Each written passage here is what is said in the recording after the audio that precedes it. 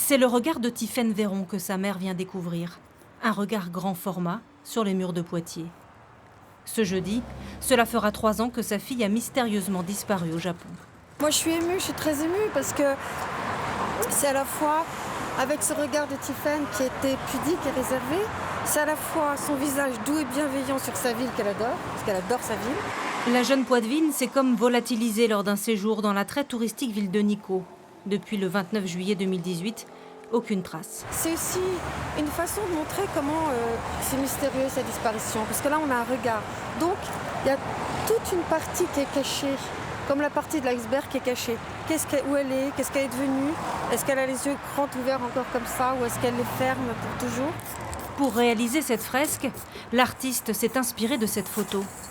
Rebeb a été touché par la détermination de la famille de Tiphaine Véron à comprendre ce qui a pu lui arriver au Japon. Pour moi, c'est un des plus beaux projets parce qu'il y a un côté humain qui est hyper fort en fait. Et donc du coup, ça me fait vraiment plaisir de pouvoir leur donner en fait et de pouvoir réaliser cette fresque. Meurtre ou accident, il manque beaucoup de pièces au puzzle. La police locale n'a jamais ouvert d'enquête. Mais source d'espoir, Emmanuel Macron à Tokyo samedi s'est entretenu de l'affaire avec le Premier ministre japonais. Le fait que le président Macron ait, dans le cadre diplomatique international, eu un mot pour la famille Véron est important, à mon avis, parce que ça facilitera quand même la réaction des Japonais. Et deuxièmement, parce que symboliquement, ça affiche que le sort de ces Français est important pour la France. Le 29 juillet 2018, tu disparais au cours d'un voyage au Japon.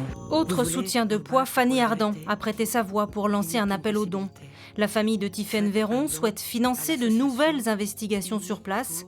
Ultime tentative pour percer le mystère de sa disparition.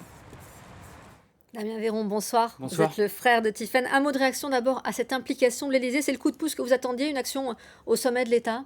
Mais tout à fait, c'était très important. Nous savons qu'Emmanuel Macron était personnellement engagé dans le dossier de Tiphaine. Nous avions déjà eu vent de ça de l'Élysée, pardon. Et oui, c'est très important, surtout qu'il demande ce qu'on attend depuis 3 ans, c'est qu'il y ait enfin une enquête criminelle qui soit ouverte. Alors, nous l'avons déjà évoqué dans certains reportages, mais culturellement, les Japonais ont un rapport particulier avec les disparitions. Elles donnent rarement lieu à enquête. C'est ce qui explique ce néant. Mais tout à fait, effectivement, il y a le phénomène des évaporés, donc c'est pour ça qu'ils font très peu de recherches. Des gens qui disparaissent volontairement. Exactement, des gens qui disparaissent volontairement. Et il y a aussi, on a réalisé depuis peu, qu'ils ouvraient pratiquement jamais d'enquête criminelle. Or, pour répondre à ce qu'on demande depuis le début, les données téléphoniques ou autres, que les suspects soient interrogés, il y a besoin que cette enquête criminelle soit ouverte. Alors 3 ans après, des pièces importantes sont manquantes. Vous venez de l'expliquer. Aujourd'hui, vous avez un nouvel avocat, un détective privé. L'objectif, c'est d'accélérer. Mais tout à fait, une commission rogatoire internationale va bientôt partir au Japon.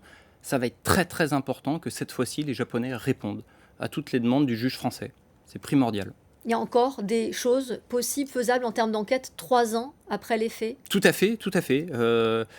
L'ambassadeur de France au Japon précédemment avait demandé que des données, que le bornage soit sauvegardé du téléphone. Ça a été fait. On demande également que les suspects, puisqu'il y en a autour de l'hôtel de Tiphaine, soient interrogés, ou même l'hôtelier, ou même où Tiphaine a séjourné. C'est très important. 3 ans sans nouvelles. Vous ne nous attendiez pas à un tel combat. Comment est-ce qu'on fait face? Ah, et ça a été très très difficile. Il y a eu différentes phases, effectivement. Nous, on s'est toujours battus. On a refusé d'abdiquer puisqu'il y avait des choses à faire. D'ailleurs, c'est exactement pour cette raison qu'Antoine Wey a pris notre dossier, puisque notre avocat Antoine Wey, tout à fait. Quand un avocat pénaliste aussi brillant qu'Antoine Wey prend un dossier, c'est qu'évidemment, il y croit. Donc il y croit, il est à nos côtés. Dorénavant, il y a Jean-François Abgral, cet enquêteur de renommée internationale, est à nos côtés. Donc là, enfin, 3 ans après, l'enquête va démarrer. C'est un poids moral, c'est un poids financier aussi, hélas. Alors effectivement, tout à fait. Nous avons dépensé 70 000 € pour les recherches sur le terrain et la même somme va être dépensée justement pour l'enquête maintenant, pour les déplacements. Donc oui, on a besoin que les gens puissent nous aider pour financer cette enquête. Et donc vous avez une cagnotte ouverte pour cela. C'est quoi la prochaine étape importante, majeure, que vous attendez, que vous espérez? La plus importante, c'est que les Japonais répondent à la commission rogatoire internationale. Et on peut imaginer très bien que le juge d'instruction de Poitiers puisse se déplacer au Japon justement pour appuyer cette demande.